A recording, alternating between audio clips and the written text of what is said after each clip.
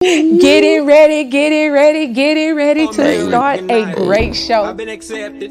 Arrive on the land with the message. Oh, that's a blessing. Citizenship in heaven. You want to see some progression? Carry your cross, no necklace. Oh, gonna upset the world. Enemy want to eject us. See my complexion, God reflecting. What you expected? We got the energy, building integrity. Give me a second. I feel a way coming on. Feel a way coming on. They wanna know what we on. Never quit, we keep on. Give me a second. I feel a way coming on. Feel a way coming on. They wanna know what we on. Healing is a transformative process that commences with the crucial step of self-awareness and recognition of how past experiences impact our day-to-day lives. I am Shawnte Kinney, the host of NexLevel Conversations, where together we explore the impact of trauma and how to heal through it by sharing real-life stories of those who have gone before us. NexLevel Conversations is broadcast live each Wednesday on the WinWinWomen.tv network, the world's only interactive, free, live streaming network exclusively for women, by women, and accessible on Roku, Apple TV, and Amazon Fire. We are also currently streaming live on Facebook, YouTube, and Twitch. So if you have not already, please take a moment to like this video or invite a friend to come and watch tonight's episode. 4 weeks ago, we embarked on a transformation journey. We have sat down with individuals who have shown remarkable courage in sharing their raw stories of struggle and triumph. Tonight, we conclude our transformative journey with the incredible story of the restored man, Derrick Sims. After battling with alcohol addiction and hitting rock bottom, Derrick found the strength within himself to seek help and turn his life around. I am honored to introduce you to my friend, Mr. Derrick Sims. Derrick, give me some. How you doing, Shawnte? Thank you so much for joining us on tonight. Sure. I want to first say thank you for saying yes, because you did not have to. Right. I asked, and I wasn't you going to said do yes. Yeah, I was not going to do it. But when you asked me, though, I said, you know what? Why not? This could be something that could be useful for everybody. Yeah, you know, the reality is we all have a story. And our story is the thing that I have really learned in doing this and even taking my own journey is the things that we go through are not about us. Correct. God did not take us through them for us to keep it to ourselves, True. but so that we could share our story with others. That's right. And I'm so glad that you chose this platform to share your story. Sure. I'm glad, too. So I know you. You do. Let's talk just a little bit so the audience can get to know you a little bit. Can you just kind of tell us a little bit about your upbringing, your childhood, up into, where you are now? You're a married man with kids. Right, sure. Okay. I was born and raised in Camden, Arkansas. I have a younger brother, and an older sister. Have a mom and dad, obviously. We moved from Camden when I was 16 to Dallas, and been in Dallas ever since. I graduated in '98, had a few stints with college or whatnot, and after that, I would say I got married when I was 25, and we have 2 beautiful kids right now that's at home doing whatever they're doing. And I've been married for 18 years. Okay. And it's been a great journey. It had some bumps in the road, but it's been smooth sailing for the most part. And that kind of sums it up. Had some jobs in between there, but we ain't got to know about all that, though, just where we at right now. So let me ask you this. Would you consider your upbringing a normal, traditional upbringing, or would you consider it being hard and complicated? What? I would consider it to be, it was easy, but it was strict. It was easy, but it was hard at the same time, meaning that we had chores to do. We had, if we did something bad, we got in trouble for it. We got discipline for it. I think it was just like a traditional household. It was nothing. I didn't have like a silver spoon or anything like that. I had like just a spoon. You just had a spoon? Just a spoon. It wasn't wood or anything like that. It was just a spoon. Well, I'm glad you No, had a spoon. just playing mom and dad. It was a good upbringing though. So it was you good. didn't have any, any serious trauma coming up in your life. You had a pretty balanced childhood. Yeah, pretty balanced. I mean, the only trauma that I've probably experienced, and my dad, if he's watching, he knows about when I was like, I don't know, maybe 13 or 14, maybe 12. I'm not sure how old I was. We kind of set the woods on fire. Yeah, so that's not really trauma. That was y'all being boys. And Yeah, being that was bad. more or less like being mischievous, I guess. You know what I'm Okay. saying? Being, idle mind, Devil's Workshop. Shout out to Mom for that one. But that's kind of where that came from. So I never had any trauma like anything that would kind of trigger me or do anything like that to make me go the route that I went. So let's talk about that, because you're here in Dallas. You're married. You've had this pretty balanced childhood. Yeah. How did your life get into the spiral where you started drinking? How did that? Well, I would say that it started recreational at first. It always starts recreational. There's never a point to where you were just like, I'm going to start drinking. That's what I want to do. You do it because you look cool. You're fitting in. You kind of like, quote unquote, have that courage. Like everybody say that liquid courage or whatever. Oh, okay. You kind of have the ability to be somebody else that you normally wouldn't be. You calm your nerves down. And for some people, that's just enough. That's all they need to get by, just to get started. And then it'll tail off. It won't continue to be a part of their life. They won't make it a priority. So that's how it kind of was with me. I didn't look at it as like, it was just something to do. It was recreation. It was fun. It gave you that visceral feeling. It gave you that nostalgia. I mean, not nostalgic, but it was kind of like you were feeling like really good. Anybody that's had a drink before, Yeah. you know how it starts kinda off, relax you man. and kinda You chill relax a it, little man. bit. You get the little buzz feeling, You're like, okay, this is feeling pretty good. I like this ride. And then before long, if you stay on too long, and then it could take you somewhere where we're going. Did you know you had No. an addictive personality? Well, I didn't think I had one.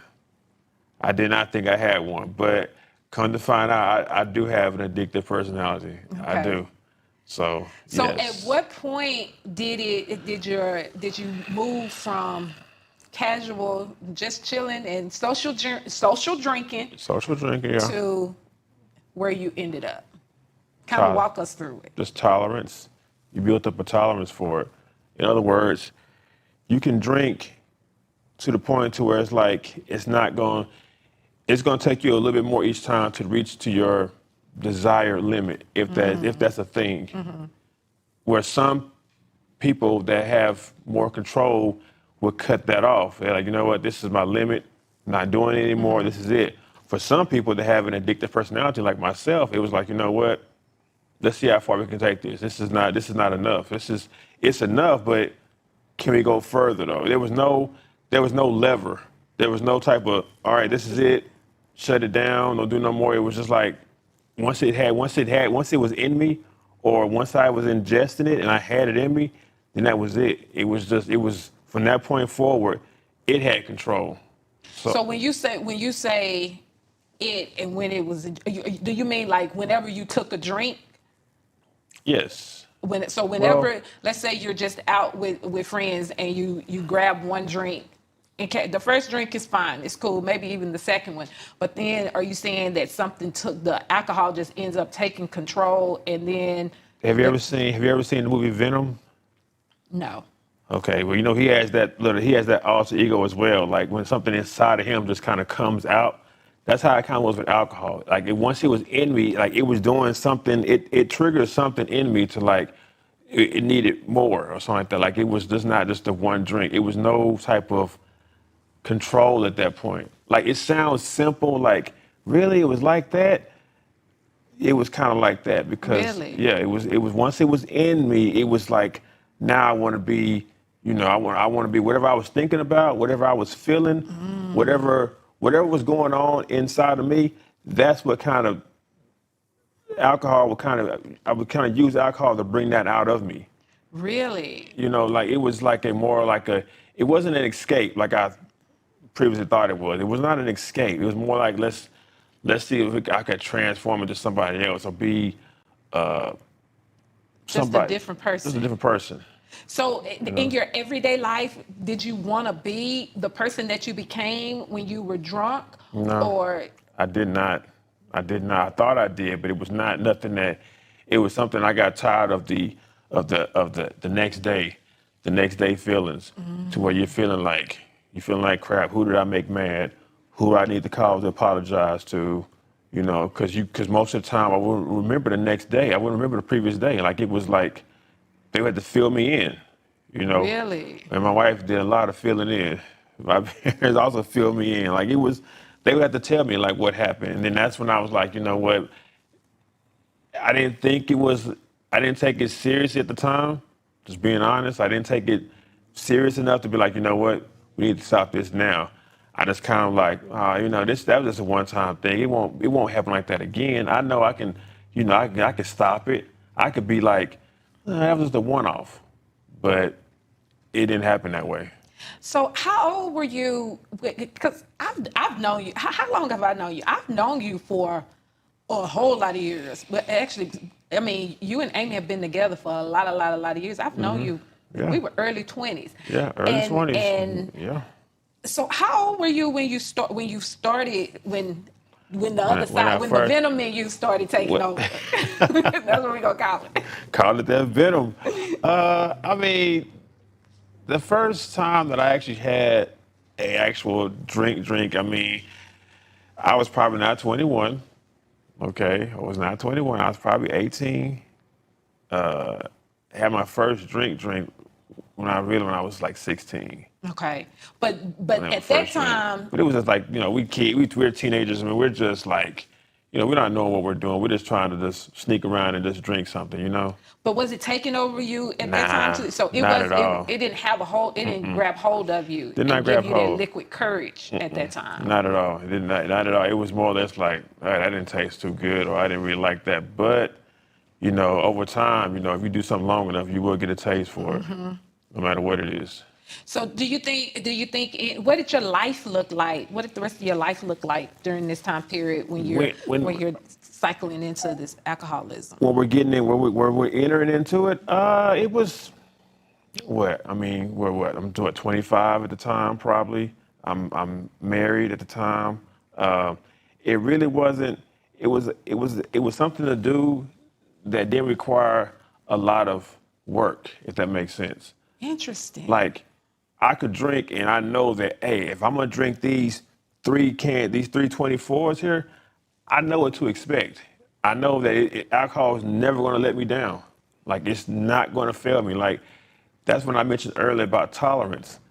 The reason that you're gonna drink one and be like, ooh, I'm out of here. I can't take one, because your tolerance is not up. Once I was able to drink more, and I'll be like, you know what, I need more to reach that desired feeling. I need more to get there, and not realizing that the more that I'm putting in my body, I'm developing more of a need for it. I'm developing more of a want. It's not like it's just a casual weekend thing. It's like it got to be an everyday thing. So my life was structured good. I had a woman behind me, a beautiful black woman behind me. I had a job working.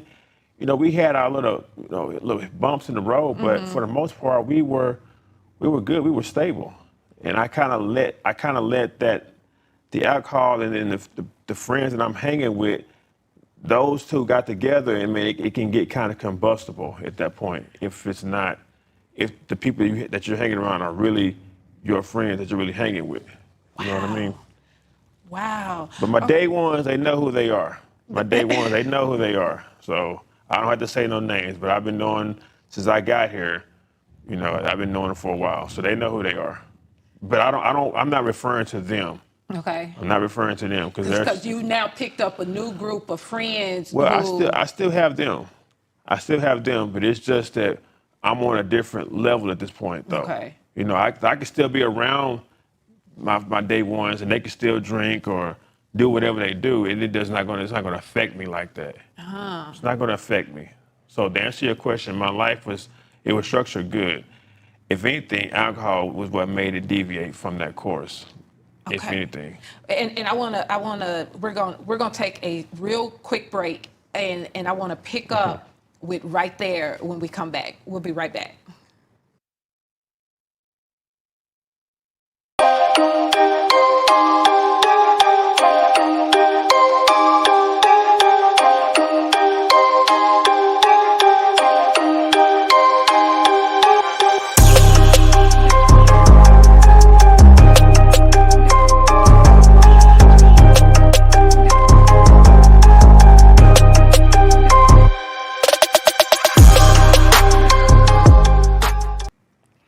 We are back, and for those of you just joining us, we've been talking with Derrick Sims about his struggle with addiction.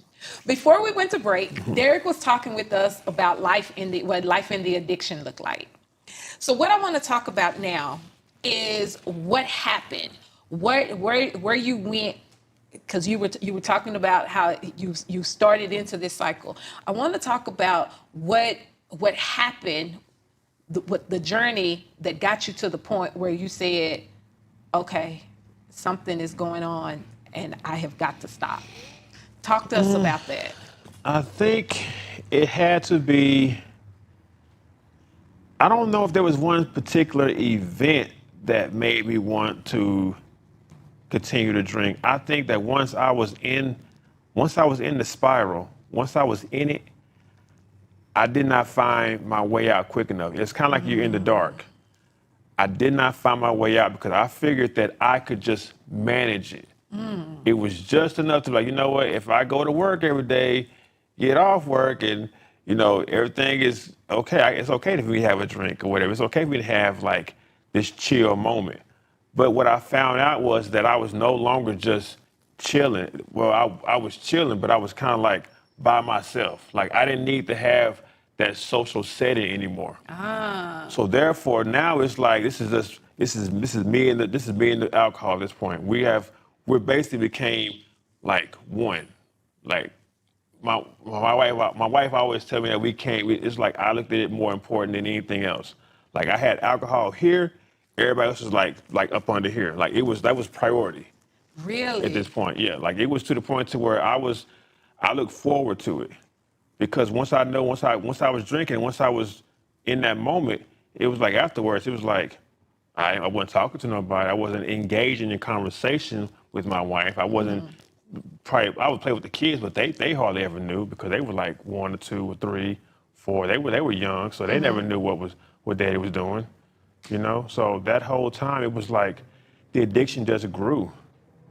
And how long did this go on, Derrick? I'm gonna say, of course, 18 is where the seed was planted. The seed was planted there at 18. I just continued to, I don't like to use the word, but water that seed throughout my early 20s, mid 20s to probably mid 30s. Oh.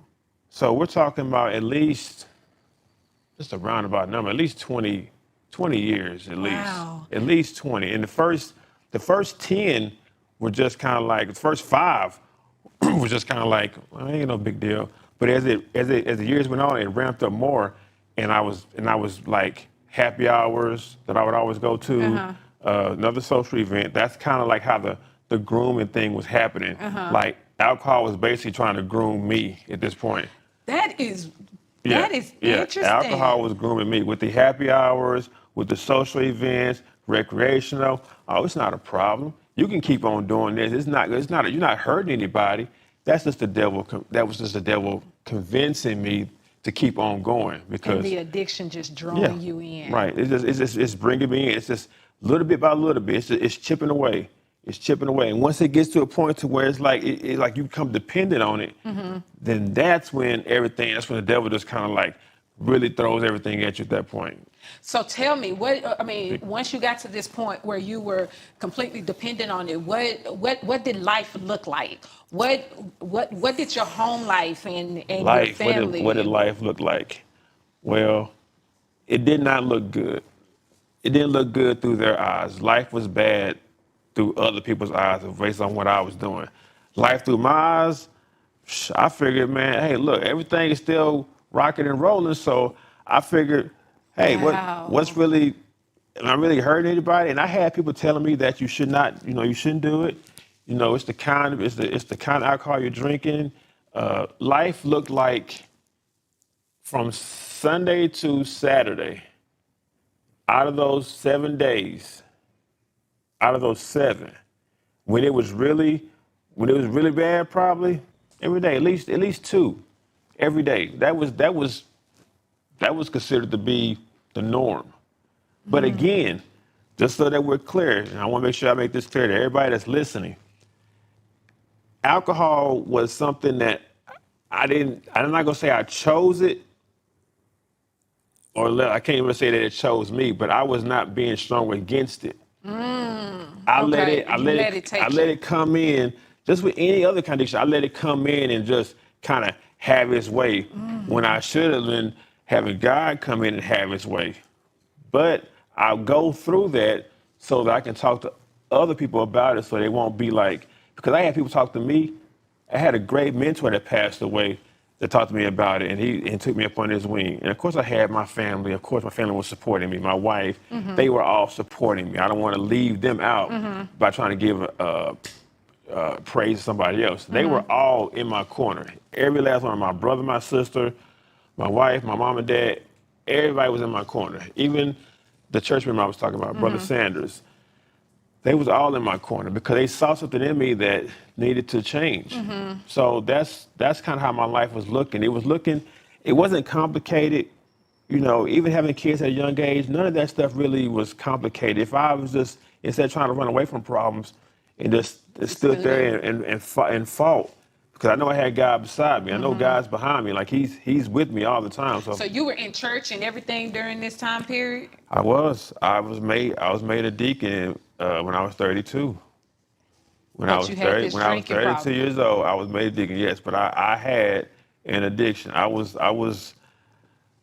Yes, at 32, I was made a deacon of the church, and I had an addiction. So it lets you know that God can use you, whatever you got going on. You just don't let it. You can't let it stop you. So let's talk about your recovery. What made you turn around and walk us into your recovery. And how recovery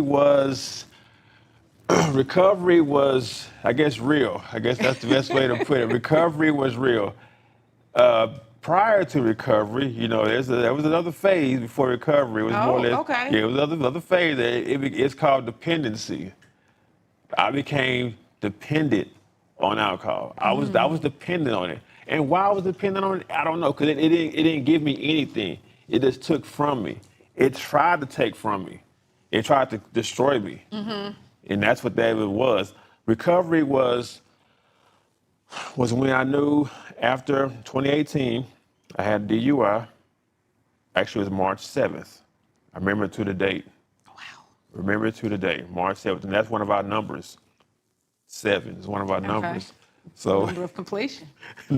Nonetheless, that happened, and I don't have to get into that, but just know that it happened, and in the process of that, I went to jail that night.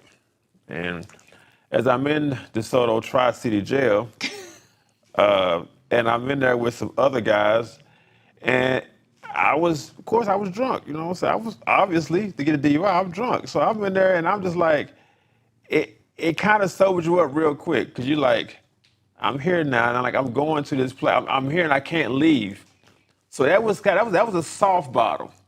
That was considered a soft bottom. Wasn't quite rock bottom yet, but we were headed that way. Okay. But prior to that, I'm gonna speed up. Though. Prior to that, when I was at the hospital, they were trying to get my because I didn't want to submit to a field sobriety test or whatever. So they ended up taking me to the hospital, handcuffed, okay? And there's people that's in the waiting room. You know, I'm stumbling in there and I'm looking around because I'm intoxicated. And I'm just like, I'm in here in handcuffs, man, and they trying to get a tube of my blood and everything because I didn't want to do the test or whatever. So it was like a point, I want to say 0.2. It was 0.2. It was up there because usually you hear about 0.1, 0.14. I was 0.2. Derrick. So that's like almost twice the limit. That is twice the limit. It was 0.8 is the legal limit, and then 0.6. Anyway, so yeah, I was 0.2. And so they take me to jail. I get transferred to Loose Derrick because I had a rough night sleeping. Wasn't really talking to a lot of people in there because it's nobody to talk to. Ain't nothing to talk about. So I went to Loose Derrick. Make a long story short, I ended up bonding out. Mm-hmm. Okay, and I go back. I didn't go home immediately. I don't go home immediately. I go. I forgot how I got home. I think I got picked up by somebody. But anyway, that was in 2018. Okay, fast forward. Okay, you would think now you got a DUI, you're gonna slow down, right? No, we do not slow down. If anything, we ramp up because now it's like, and mind you, I had got prior to that, my dad was with me at one of my court cases with the judge or whatever, with my attorney. And this is a quick story. They gave me 3 options. This was my first offense. For drinking. Now, mind you, DUI. Now, mind you, this happened in 2018, March. I went to court every day for 6 months. And my case kept getting pushed back on the docket. But I had to show up, though. You know, I had to show up because if I didn't, they would hold you in contempt or something like that, and your bond gets revoked and all that stuff. Uh-huh. So eventually, the ladies gave me a choice. I had 3 options. First option was 30 days in jail. Not going to do that one. All right? I don't care if it's county or not. I'm not doing 1 day in jail is too long. I'm not doing no 29 more days, okay? So that was not an option. The second option was be on probation. Uh-huh. Pay the classes and all that stuff. Couldn't do that one because, I couldn't do that one because I was not working. Oh. All right? So I got laid off in 2017, which also fueled the fire as well. Not working, you got an addiction, nothing but time on your hands, right? So I couldn't do that one. So then the last one was do community service, road and bridge. So I did that 23 days, working for free, and I worked that off. Now, the blessing, well, we're still going to talk about the recovery part.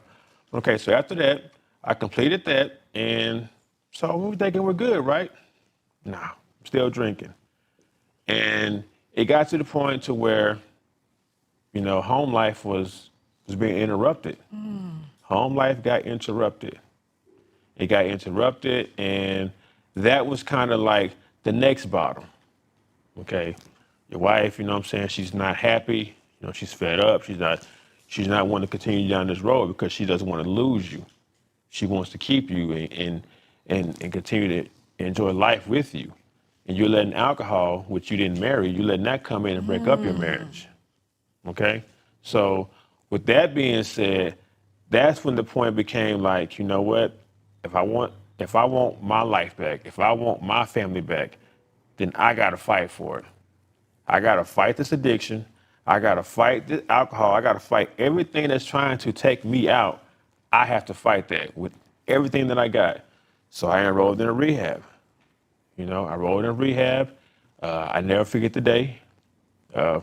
Wife came home, and she came in the bedroom, and on one nightstand, clear as day, I'm gonna say this one time only. The beer that I was drinking on, and everybody's gonna know what I'm talking about. It was called a Natty Daddy. Okay, leave those alone. Please leave them alone. I've never even heard of it. You don't want to hear about it, but trust me, it's Natty Daddy. All right, so I felt like when I was drinking that, it was for me, Natty Daddy. I feel like that was me, but it wasn't. Back to the story, though. Okay? So my wife comes home. What's on my nightstand? A Natty Daddy. Natty Daddy. So she comes in there and tells me, "Oh, hey, baby, it's time to get up." Not mad, not fussing at us there, none of that. lets me get up. I wake up already from drinking the night before now. Mind you, these were like consecutive nights, all right? I reach for the can. I'm drinking on my way to rehab. I'm drinking on my way to rehab because this is not my last one, right? So she didn't get mad. She let me finish my beer. I get dressed. She drives me down to the rehab place. Now, I know we're going, but in the back of my mind, I'm thinking like, man, she gonna exit, man. She gonna turn around and go back home. She ain't gonna really take me to the rehab place. Sure enough, we got there, man, parked the car. I said, she looked at me, I was like, she said, you ready? I was like, ready for what? You ready to go to I said, okay. I wasn't being really, because I get aggressive when I drink, so I wasn't aggressive then. I was probably still coming down from the night before. So we go in there, we get registered, and when she left, and the guy said, I'm about to take you up into the, upstairs or whatever. And when she was about to leave, and I looked at her, and she looked at me, and I was like, this is that bottom. This is near. We're here now at the bottom. We're like, we can see it now. We're at the bottom. But when she left, and now mind you, now I've been drinking that, so see, beer don't last that long. That drug just don't last that long. That stuff wears off almost, cause that stuff wears off. So now I'm like, I'm sober now. I'm like, what am I doing here at this point? Like, what am I? As I'm thinking, they take your phone, they take everything from you. I call it it's a real nice jail, is what I would call it. Very nice, you know what I'm saying? Very, very nice. So when I get there, the first night I get there and I'm like, it started sinking in a little bit. I said, I'm here. I said, how am I gonna get out of this now? That's when the fight starts. That's when the fight was on. That first night, I'll never forget it. First night there, because I had packed some clothes and everything. I got my little bag and stuff, I got everything I needed. That first night, I don't know if it was the first night or the second night, but I know it was at night. And the way they have everything structured, man, it's like you eat at a certain time, you get to watch TV at a certain time, this, that. I think it was the second day. I cried out. I cried out. And people say, what do you mean when you say you cried out? I physically meant, like, you ain't got to holler. You ain't got to holler, but tears are coming down my face. And I said, Lord, I cannot do this no more. Can't do it no more. I said, alcohol has power over me right now. I said, I need you. I cried out. And I wasn't to the point where I was making everybody else up with it. It was me and God at that moment. Wow. At that particular moment, I don't know the time, or nothing like that, but at that moment, God reassured me that it's okay, son. I got you now. From this point on, consider it done. The whole time I was there, I never had a roommate. Wow. And there were people every person that was there had a roommate. I had 2 beds. I switched every night. I slept at a different bed every night because I thought I had like a whole sweet thing going. They have a nice room. It was a nice. It's called Texas Wellness, by the way. But when I was there, and I heard a lot of stories, a lot of people going through addiction. Not saying mine wasn't a true addiction, but they had heroin addiction, meth addiction. That's some serious stuff too. Yeah, alcohol is too. But I said, you know what? This is not me. Yeah. I said, this is not me. I said, this is not where God wants. He brought me here to seek him. So he allowed that to happen. And so after that, when I was like, you know what, I'm crying out. I said, I can't do it no more. And I made sure, I made up in my mind then that God had removed that from me. That addiction was gone. And you've been sober ever since April 25th, 2019. Yes. As a matter of fact, I have my 5-year next month. Yes, congratulations. Yeah, it feels good, but it's still work. I know, and I want to get into that. We're going to take a quick break. and then we're going to open it up. If you don't mind, we're going to open it up and allow our audience Sure. to ask you a few questions as we dig into Right. what the recovery looks like. Okay? So we're going to take a quick break. It's just about family here. I was a Division I athlete, stopped playing basketball, and it's been really nice to come back here because I pushed myself in ways here that I wouldn't on my own. Getting my inner athlete back. I was a little nervous, but I thought I'm just gonna go and see how it is. But it was so much fun, it was so intense. Coach Kev is so great. If I'm feeling like, oh man, I don't even feel like working out today or something, if I called him, he would like, get your butt to the gym. It makes a difference when you have that kind of support system. I greet them with a smile, I greet them with a hug, and tell them, hey, we on this journey together. And that's the biggest thing. They know that I'm there with them on that journey.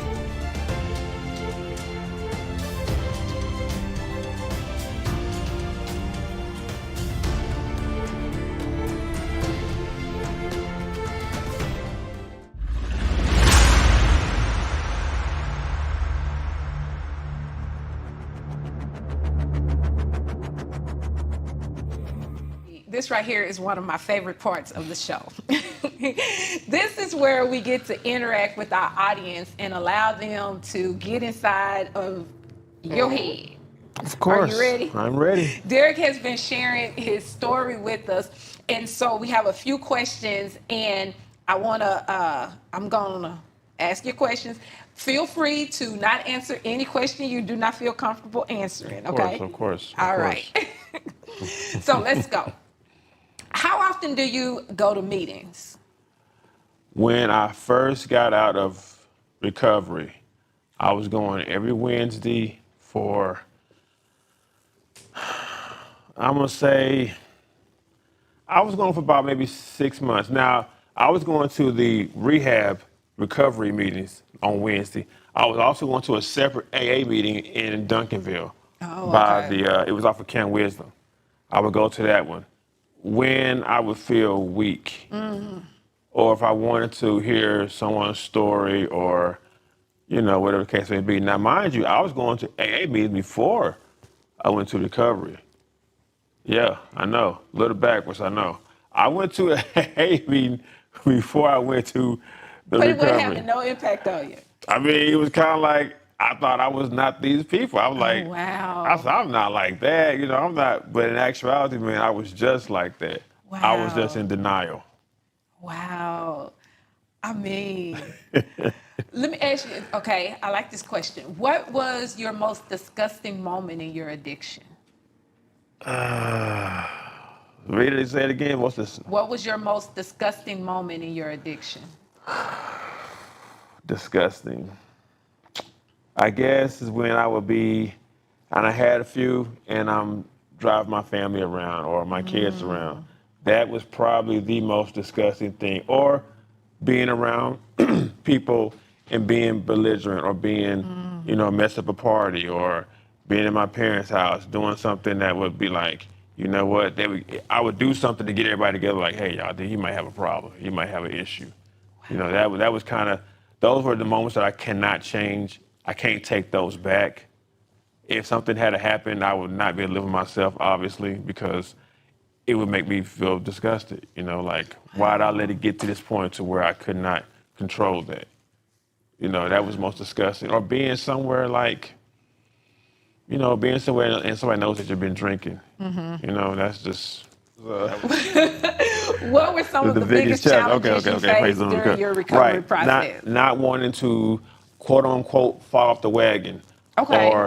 Or I would go like maybe a week without drinking, and then the next day I would drink. So I'd be like, dang, I'm not there yet.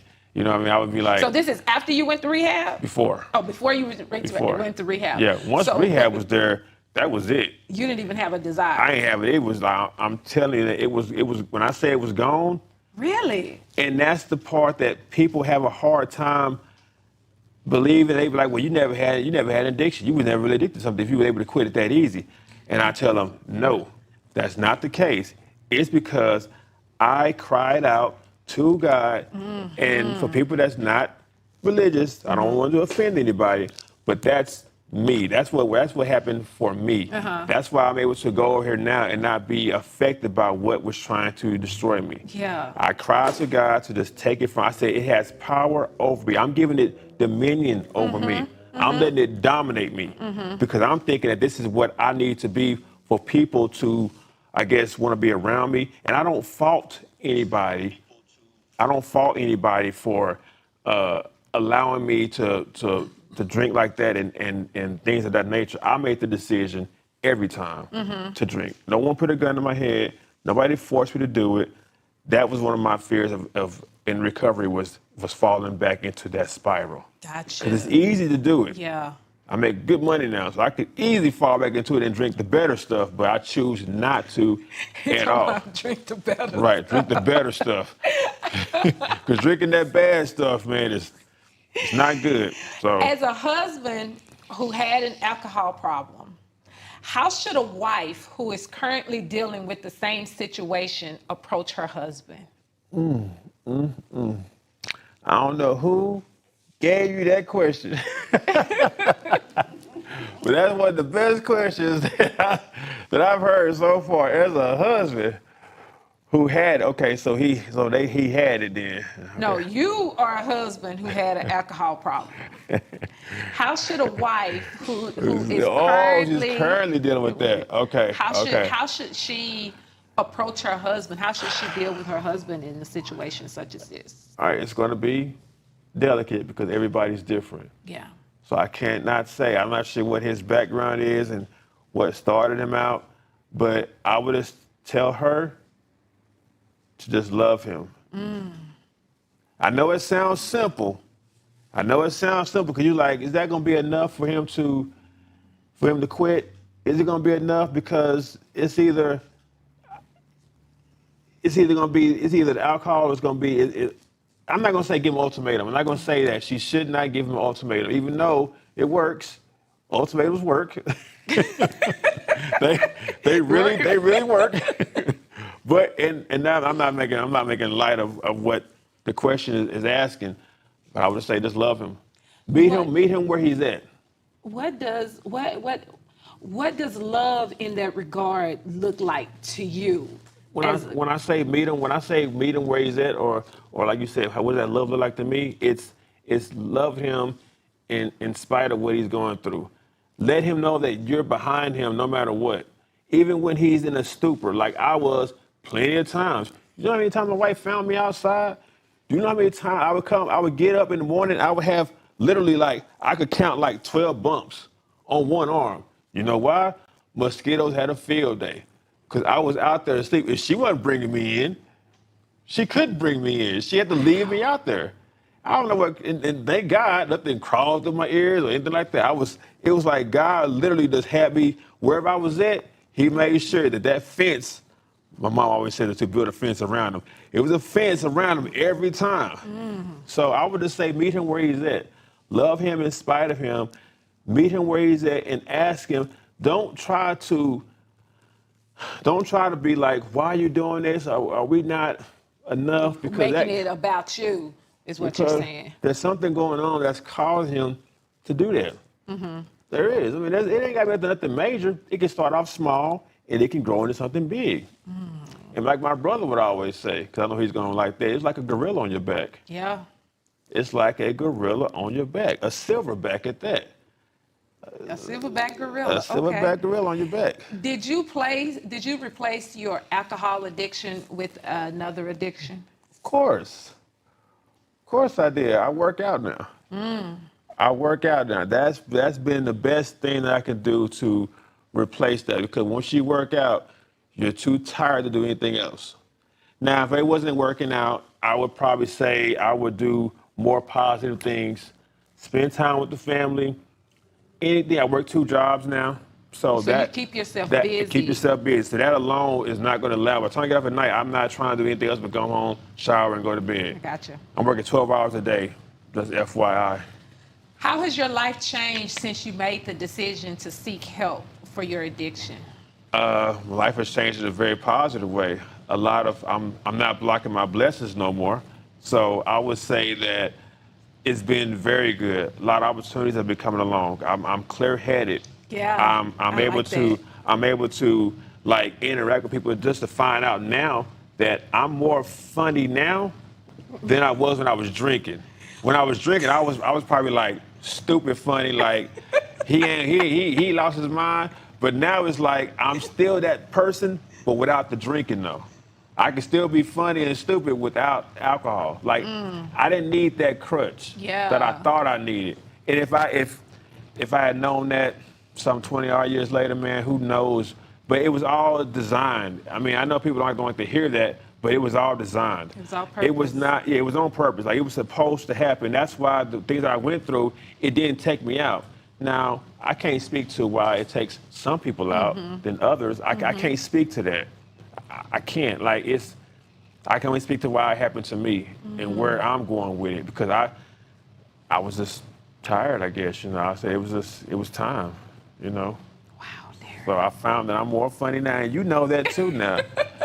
You know that now too. You He know is not as funny as he you thinks he know is. that I'm funny too. Trust me. Can you talk about the support system that has been crucial to your recovery? Yes, I can. Before I met my lovely wife, I had my parents. They will support a child for, you know, as long as they can, as long as they're supposed to. Once my wife is there, she took that role. She took that role, and she would rely to my parents as backup for that role. Because I'm their son. They should know something about me to tell her to help her get through it. You know, so the support system, man, was phenomenal. Like I take my hats off to Amy Sims. You know, I love her more and more every day because she never gave up on me. Yeah. She never gave up. And I'm telling you, there were times that I thought, I'm like, babe, I'm not getting any better. You want to stick around to still support me through this? You know, I'm wasting lifetime right now. We're wasting precious days. We're wasting years like this as I'm navigating through. But she saw something that could get me out of it, and she continued to support me. And my parents, they always supported me. My brother, my sister, they all supported me through it. You know. And they're for the most supporting you part. through your recovery now. Oh yes. It's more or less it's jokes now. But before it was jokes. It was jail, you know what I'm saying? so it's better that we can laugh about it now. But back then it was different. Then there wasn't no joking. Then it was like you need to get help, and I'm like, you don't know what you're talking about, you know? Oh, wow. So yeah, not to mention the countless parties we've been to, man, and with you guys as well. So, I mean, trust me, we was drinking all around, but yeah. What is something that a spouse needs to know about alcoholism? It's sneaky. Wow. Alcoholism is sneaky. It's so sneaky that some people, like I was what you would consider a functional alcoholic, meaning that Monday through Friday, I'm handling business. As the kids say, I'm standing on business, you know what I mean? But come Saturday or Sunday or Friday night, my wife knew where I was going to be at. And I was smoking cigarettes on top of that too, so they went hand in hand. So it was more or less like, that's what I looked forward to. You know what I mean? That's what I look forward to. Wow. You know? So it's weird, but that's what you should know. That is sneaky. If you don't have willpower, or if you have an addictive personality, or if you have anything like that, then it can become a problem for you. And that's with anything. Yeah. That's with anything in life. It's not alcohol, but that's what I would tell that person, though, is it's sneaky. Be careful with it. Don't play with it. Just don't. How has your relationship with your wife changed in your sobriety? She talks to me now. She talks to you now. I'm just saying. We're able to have an actual conversation now. All right. We're able to Were you mentally present? Man, I'm actually there. I'm actually with you. I get on her nerves now. She be like, "Dad, go to bed. Leave me alone." I'm bothering her now. I'm just like, baby, let's go do this. You know what I'm saying? I'm so amped up. I'm so ready to go. Like she has her best friend back. Oh. She has her best friend back, and that's what I think she truly wanted. That's what made her want to. That's another topic right there, though. But that's why she really married me, probably, though, man. Because I was her best friend. Yeah. Oh, And her best friend. Yeah, we have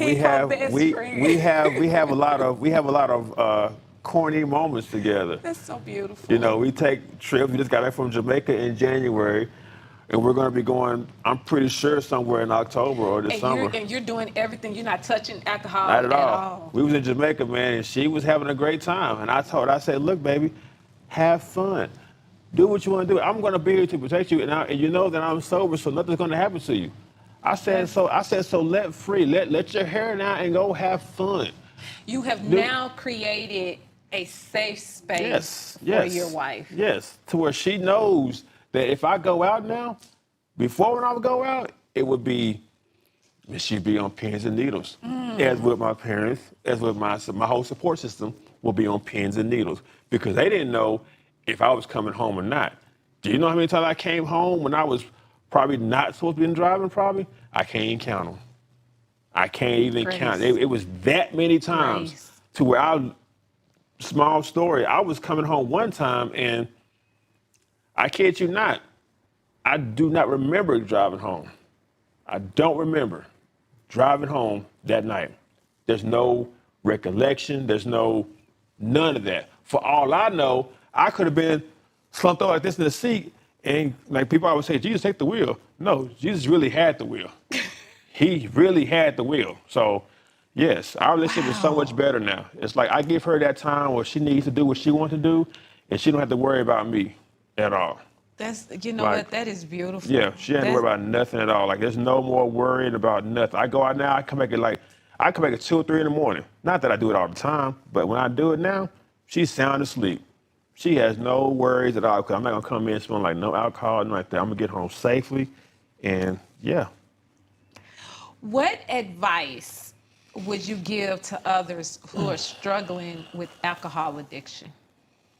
Yeah, I knew that question was coming too. I got a feeling I got probably who asked that question probably, but I ain't gonna guess. All right, what advice would I give?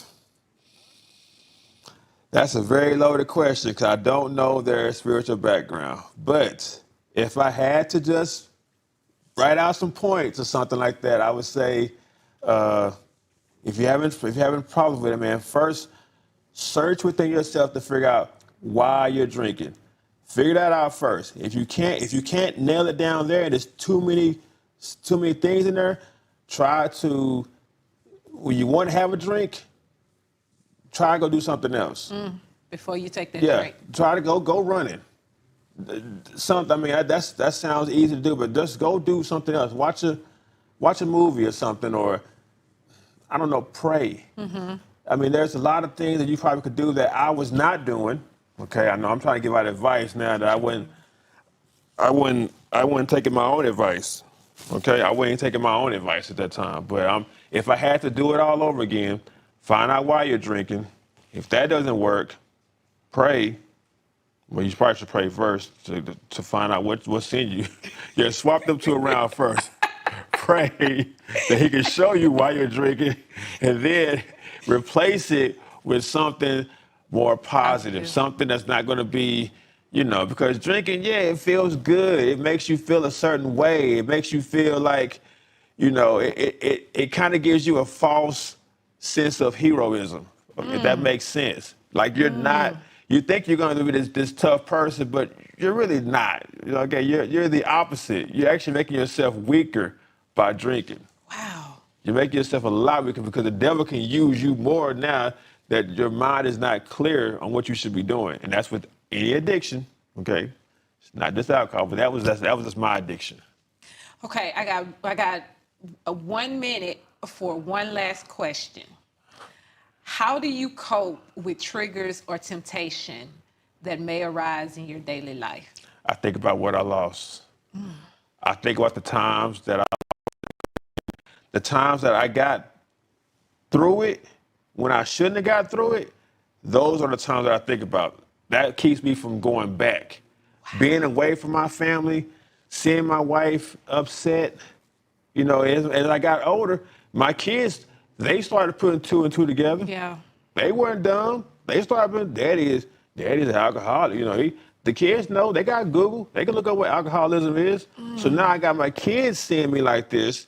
You know, that's not good. So that keeps me from going back. Now, even when you get older and the kids are gone and I'm in my 60s and 70s, I might have a little twig by then, you know. I'm just playing. But by that time, I'm 70 at this point, so. What you say? You gone and down I'd have put 40 years upon this thing at this point. So. You are so funny, Derrick. But you said I wasn't, though. On an occasion, okay. Let's keep it relative. I'm situational funny.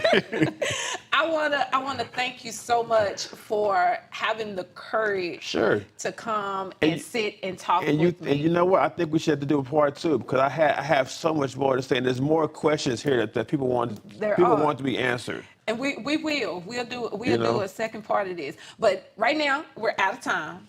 But I want to thank you for coming and sitting down with us and being so open and honest. And I celebrate you. I celebrate you and your journey and all the hard work that you have done. I am so proud of you. Can I say one more thing too? You have 10 seconds. 10 seconds. All right, I want to give a shout out to my wife who's here. Shout out to my mom and dad, my brother Marcus, my sister Miranda, all my friends. Mama, he made it. All my friends that's watching, anybody that's watching from work, anybody else, I mean, it was a true journey. Okay, Derrick, I gotta go. I don't take anything from it. Thank you so much. The power of healing, the power of the human spirit, it cannot be undervalued. Over the recent weeks, this supportive community has listened as many bold souls have shared their accounts dealing with battles of porn, sex addiction, human trafficking, drug and alcohol addiction. I want to just commend everybody and say thank you for staying with us. Thank you for watching this series. If you missed any part of it, you can go back and watch all of our prior episodes on our website or even on our YouTube. And if you have not, if you are not following us, I encourage you to go follow us on all social media platforms. Every day, we're giving out tips and inspiration to inspire you on your journey. Until next week, I want you to know that I love you and I greatly appreciate you. Thanks for watching.